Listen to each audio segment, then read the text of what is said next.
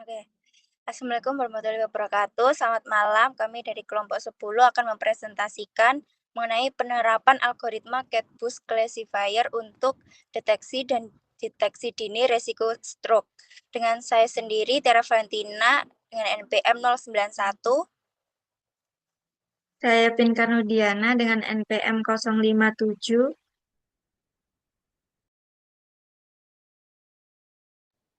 Saya Farhansyah Putra Wiono dengan NPM. Saya Rizbono Heru Cokro dengan NPM akhir 104.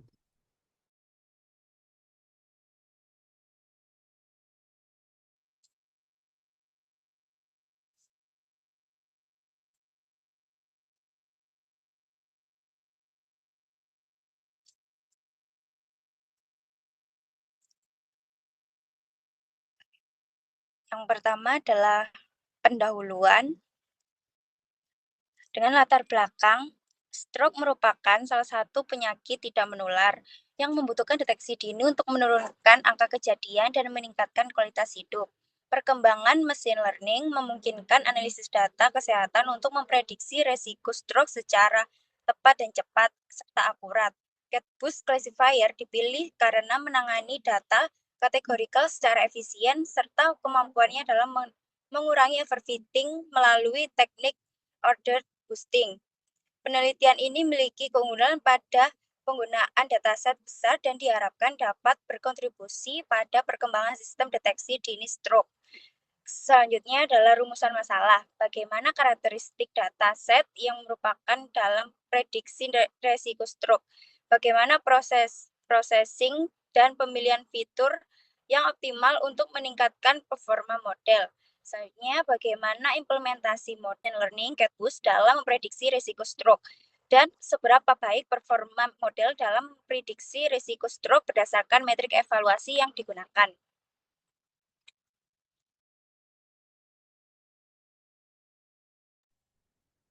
Selanjutnya, ada beberapa penelitian terkait penggunaan mesin learning, khususnya algoritma CatBoost dalam prediksi stroke. Penelitian pertama menunjukkan bahwa CatBoost memberikan performa terbaik dalam memprediksi risiko stroke pada pasien dengan penyakit jantung dengan nilai AUC sebesar 0,831. Faktor risiko utama yang ditemukan adalah Carson Comorbidity Index. Selanjutnya, penelitian kedua membandingkan 11 algoritma mesin learning.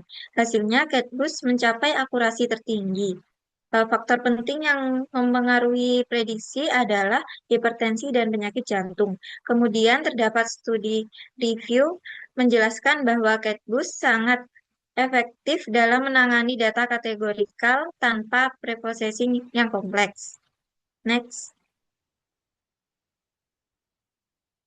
Selanjutnya ada kajian teori. Yang pertama ada machine learning, yaitu cabang dari kecerdasan buatan yang memungkinkan sistem untuk mempelajari pola dari data dan menghasilkan prediksi. Ada terus klasifikasi, yaitu salah satu metode machine learning untuk mengelompokkan data ke dalam kelas tertentu. Selanjutnya ada CatBoost Classifier, yaitu algoritma machine learning yang berbasis gradient boosting yang digunakan untuk meningkatkan performa model. Terus ada preprocessing, yaitu tahap awal machine learning untuk meningkatkan kualitas data. Ada feature selection, yaitu proses pemilihan fitur yang paling relevan. Dan yang terakhir, evaluasi model untuk mengukur kinerja model.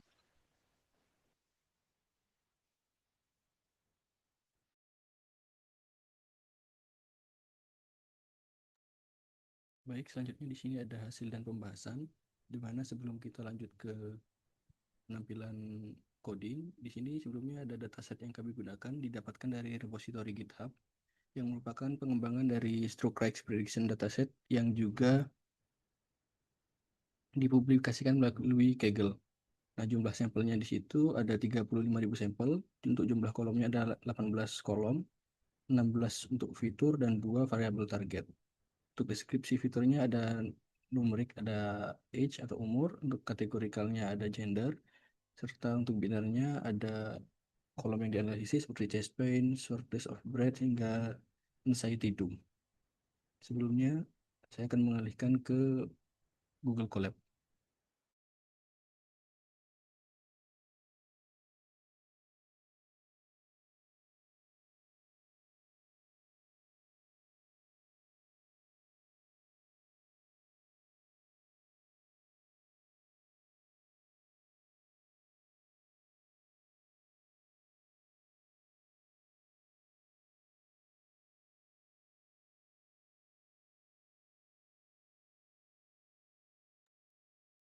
Baik, di sini karena sudah ada di Google Colab, yang pertama tentu install library dulu. Di sini ada Catbus OpenPy XL.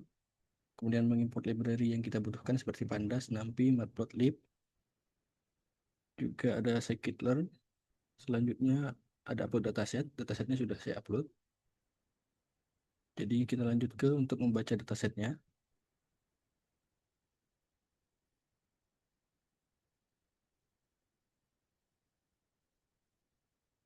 Terbaca. Kemudian di sini ada fitur memiliki ukuran dataset, di mana datasetnya masih 35.000 variabel tadi, 35.000 sampel, maaf. Dan di sini menampilkan informasi dari datasetnya, di mana 35.000 itu sifatnya non-null dan ada data type-nya integer object juga. Di sini untuk menampilkan statistika deskriptifnya, di mana kita bisa melihat count, unique top, dan frekuensi, serta standar deviasi minimal dan maksimal.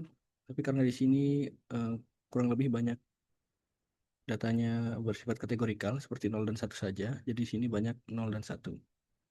Mungkin yang kita bisa lihat adalah usia. Di dataset ini tidak ada missing value alias 0, namun terdapat duplikasi sebanyak 16.279 atau 46,51%, sehingga dibutuhkan fitur untuk menghapus data duplikat, sehingga datanya menjadi 18.721, tapi dengan masih 18 variabel. Nah, untuk kolom targetnya adalah resiko. Ini adalah untuk distribusi dari targetnya. Kemudian di sini kita melakukan EDA. Di sini untuk distribusi usianya rata-ratanya 43 tahun, serta nilai mediannya itu ada di 42.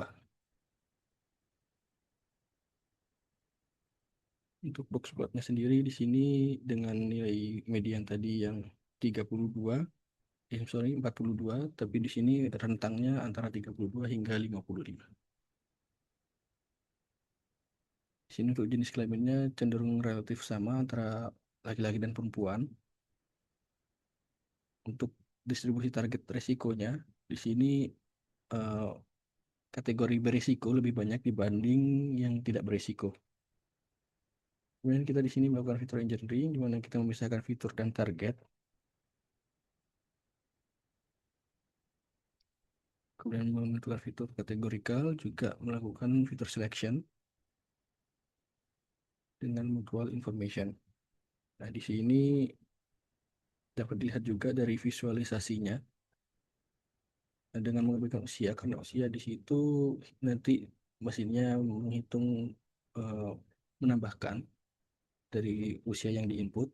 Jadi di sini dengan mengambilkan usia, variabel yang mungkin berpengaruh adalah tekanan darah tinggi, juga nyeri dada, serta mendengkur atau apnea tidur.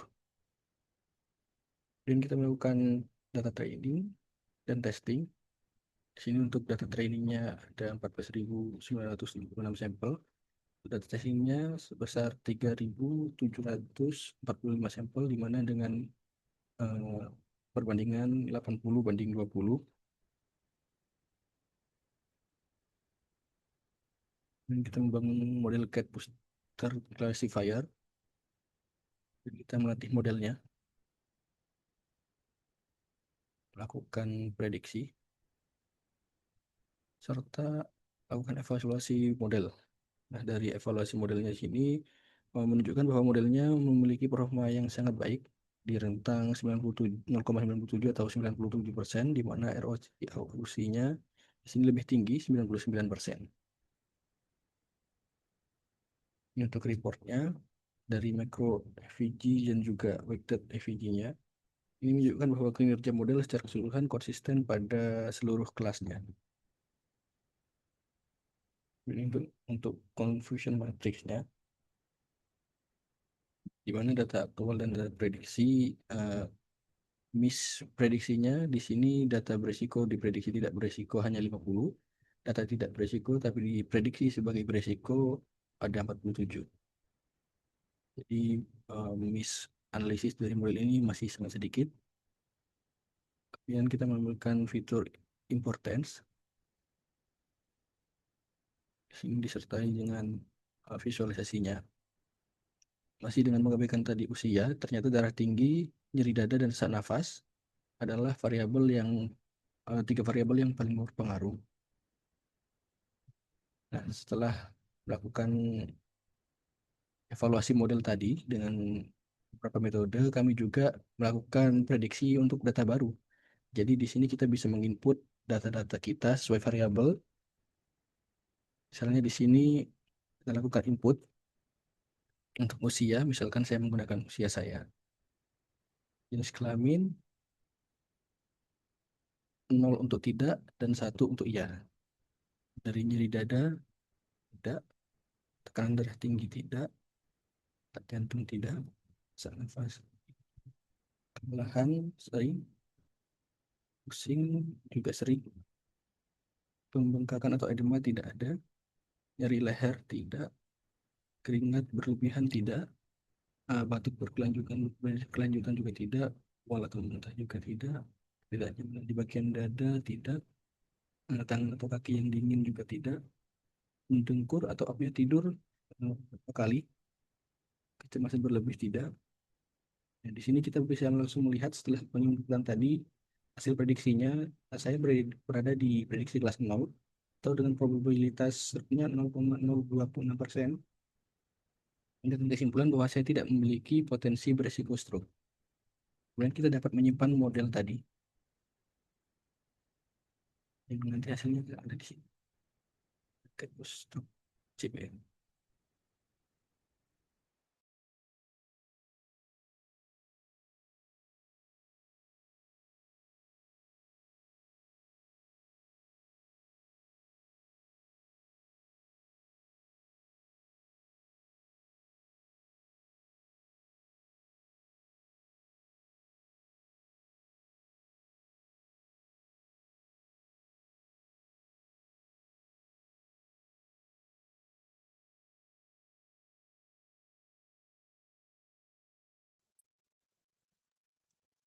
Bagian kesimpulan akan dijelaskan oleh teman saya.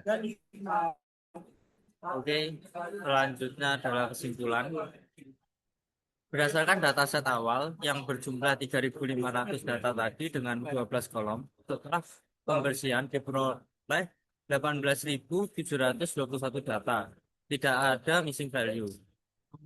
Kemudian eksplorasi data menunjukkan distribusi usia 18 sampai 86 tahun dengan rata-rata usia dewasa, dan seimbang dan target resiko berimbang dengan tidak beresiko.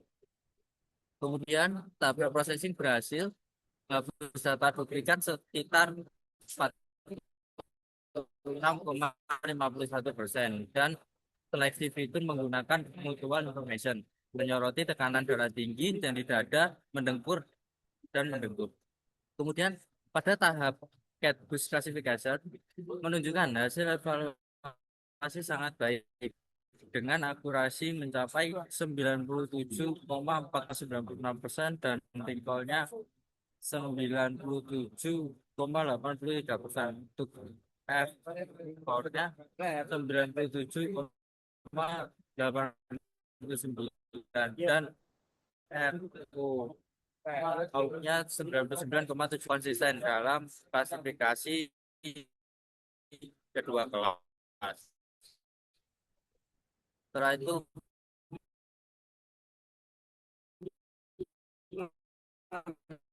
model CATBUS, akurasi dan variabel tekanan darah tinggi dan data tabular kesehatan. Sekian.